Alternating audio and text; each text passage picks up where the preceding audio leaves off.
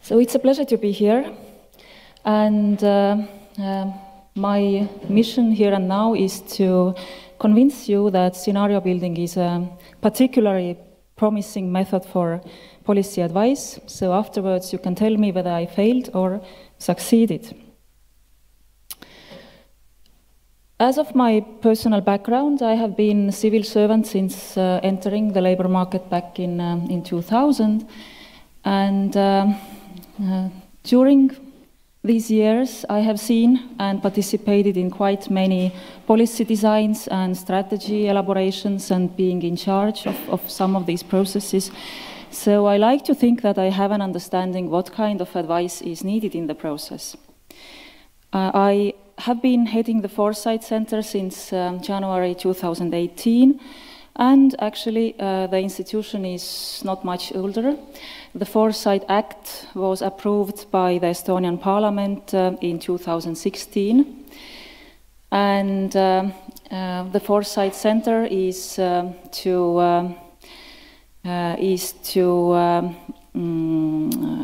perform foresight, which is the identification of long-term developments, the potential future developments, and the Foresight Act specifically mentions the development of scenarios as the main method.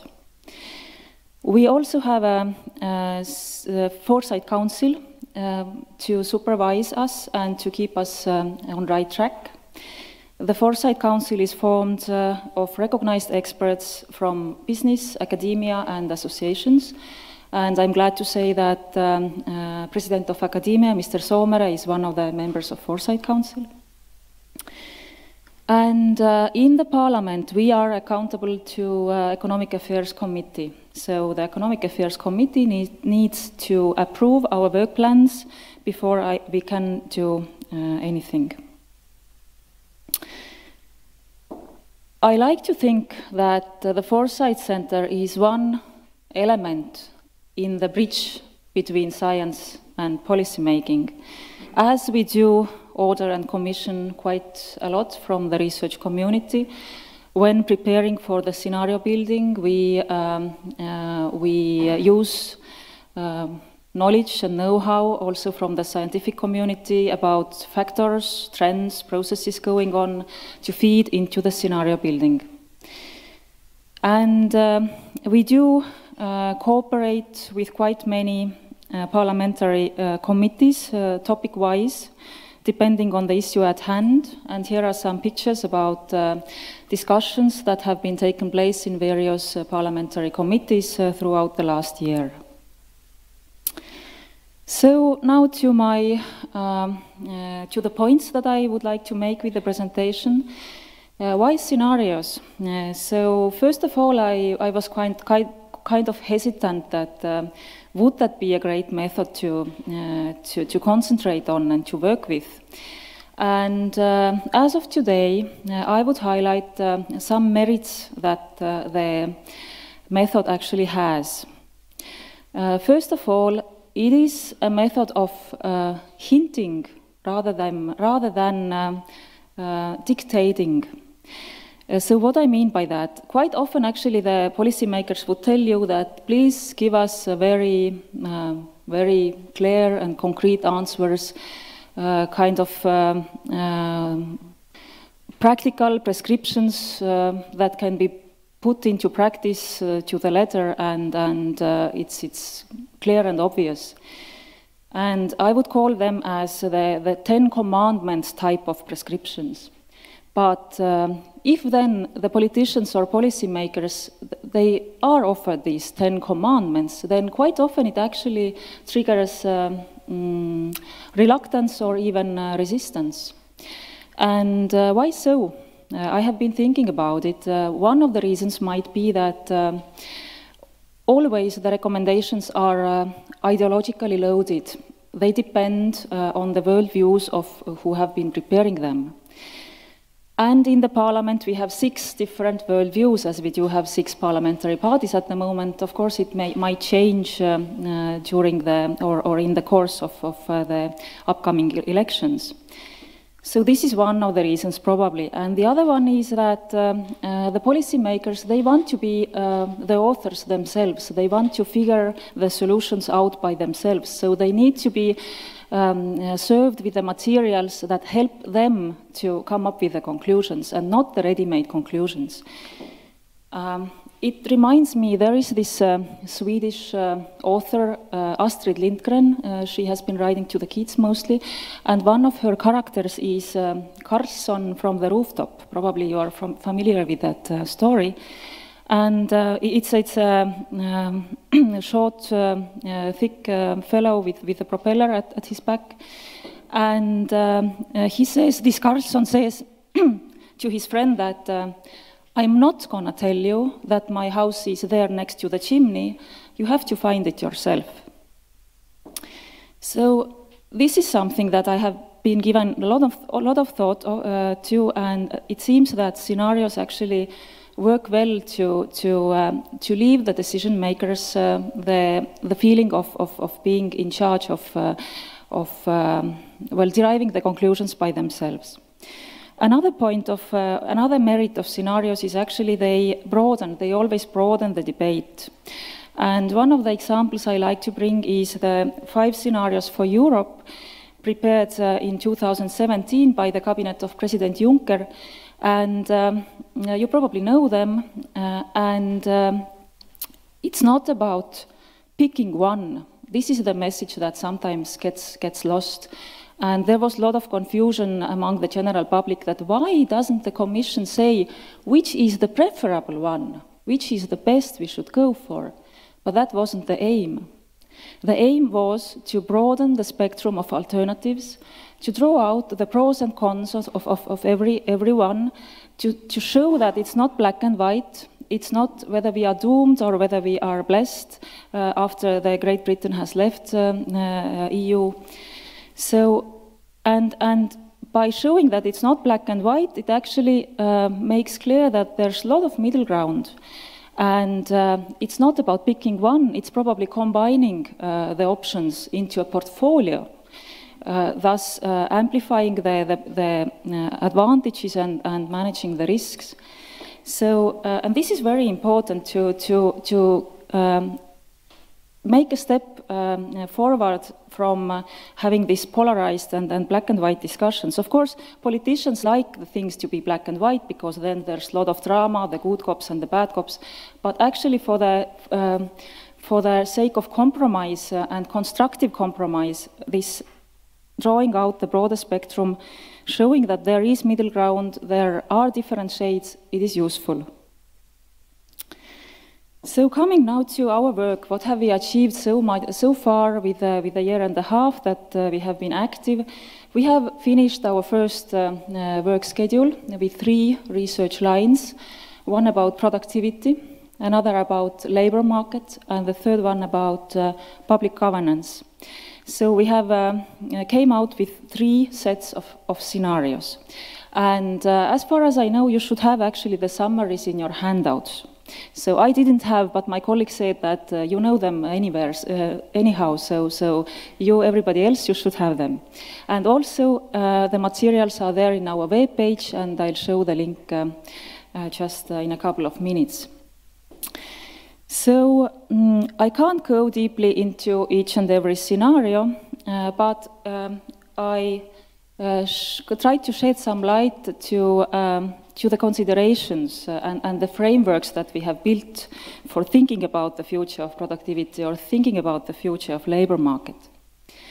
So the productivity, it's actually a tough issue because the means to enhance productivity are not at the hands of the state, but rather at the hands of the companies.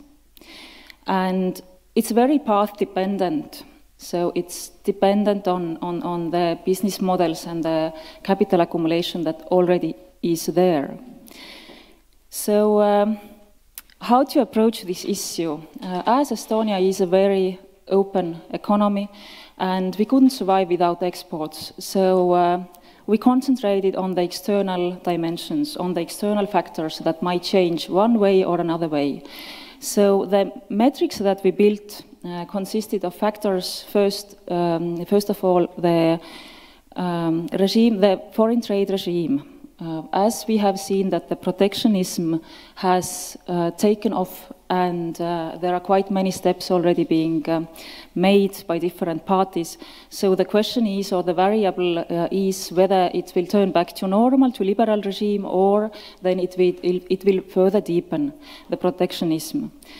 So another external factor, something that the Estonian companies just have to adjust to, and they can't really help changing it, is how the demand is developing in the foreign markets, as we are a very export-based economy, also in Estonia, but especially concerning export markets. And in Scandinavia, in Western Europe, where most of our export goes, the consumers are more and more ecologically aware. So they don't want long logistics and goods imported from far away. Also the customization, of course, and also the sharing economy are keywords to be taken into account. And the question is how quickly and in which form these changes in demand will materialize. The third factor actually is the technology, the disruption in the industrial technologies that we are observing at the moment in the world. And it seems to me that both the protectionism and also the changing technology work towards so-called regionalization, that the world is going to be more regionalized, and the long value chains which operate across continents today, they might be reduced. They might be consolidated. And it just does not have much point probably in the future to carry on with the value chain as it is today, of buying basic components from Asia, letting them be assembled in Eastern Europe and then sell them off in Western markets, because for example, the 3D printing enables to print out the whole products next to the customer according to his or her specific preferences. So, and if we add to this the more expensive foreign trade due to tariffs, so it might seem logical that the regionalization is there to come. Now, what do we then conclude after having drawn quite a set of scenarios? So it is not exhaustive. There are many other conclusions that can be made or implications, but just a few to give you an idea of what we are talking about. First, it seems to me that Estonia needs a plan B should the protectionism deepen. Of course, often it is said that we are already very regional. We trade with Scandinavia mostly and then with other Western European markets. But these companies, the Scandinavian companies, the German companies, they trade with Asia. So we are not kind of bolstered from the developments, from the raise of tariffs, should it happen. And one more perhaps, which is important, is that in some scenarios we see that if the foreign trade gets more expensive, it might be that some of the outsourcing that has already left Estonia because our wage growth, it might return because we will gain back some competitive edges in terms of outsourcing as the tariffs make the international trade more expensive. And is this a blessing or is this a threat? Because it might mean postponing the investments into new technologies, postponing investments into new products and services. So the labor market, and I'll be briefer now. So here the basic components, the most important factor that we arrived at are of course again technology. First of all, do robots take our jobs? Which kind of jobs? Whose jobs? And then the other thing being migration. What about the attitudes and policies towards migration in the EU? Of course, there will probably be the free movement of people inside the EU, but the attitudes towards migration from third countries is an important element. And also inside the EU, although by the letter there is this free movement, then very much actually depends on the attitudes of people. Do we actually tolerate people, for example, from Southern Europe to come and work here in Estonia, as they look pretty different than most of us. So, and also different restrictions like restrictions to technical qualifications, that you are just not really approving the documents that the people have, although, of course, the single market rules tell you need to do so, but it's not always the case. Anyway, the work migration and then the issues of technology are the main factors here.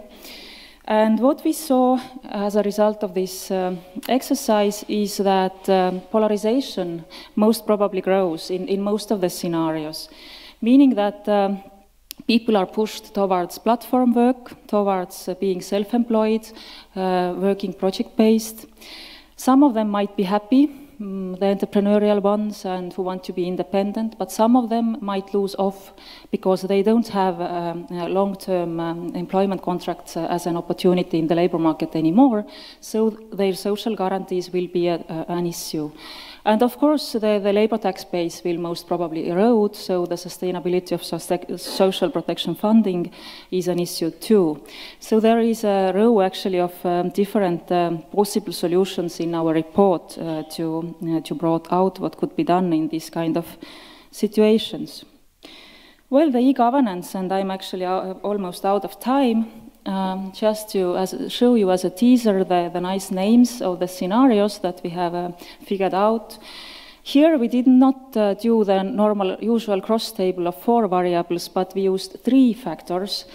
So the scenarios differentiate from each other by the level of centralization in administration, and also whether the preference is on speedy decision-making, being agile, reacting quickly, or then the preference is on analytical, contemplated decision-making with thorough public inclusion and involvement. And also, what about the public funding, finances? Is it a situation of economic crisis, or do we have rather good times as of today? And it turns out 2 things actually I would like to say quickly. One is that the digitalization pattern is actually different in each of the scenarios. Sometimes it is thought that, well, digitalization is something determined by the technology, the technological development only, and it's kind of prescribed and foreseen and we can't help it. But no, it is not the case. Actually, whether there will be an e-democracy solutions developed by digital means, or there won't be such kind of solutions, it is a matter of setting targets. Or then will the e-services be customized, but then as an outcome, of course, a bit more uneven by individuals or by regions, or then they will be standardized, very light, but universal in the nature. So there are quite many, actually, decisions that need to be made by the state, and as a result, the digitalization pattern will be different. So this is perhaps one important point. And another being, and that's really the last one, another being that the idea of decentralization is not popular in Estonia. We tend to think that when we merge things into bigger units, be it then regions or institutions, then they start working better. Perhaps in the era of digitalization, we should really reconsider this, or the belief might not be grounded anymore. It might be that the digital means actually enable us to pursue the subsidiarity more, which is a key word from the European vocabulary, meaning that the decision-making can be brought closer to the citizen. And that was it. And this is our webpage. And please contact us. We do have there summaries of the English versions of the reports and long versions in Estonia. So when you can read Estonians, the better. And we will let the long versions also be translated soon. And I'll be grateful in advance for your comments and for a fruitful discussion. Thank you. Thank you.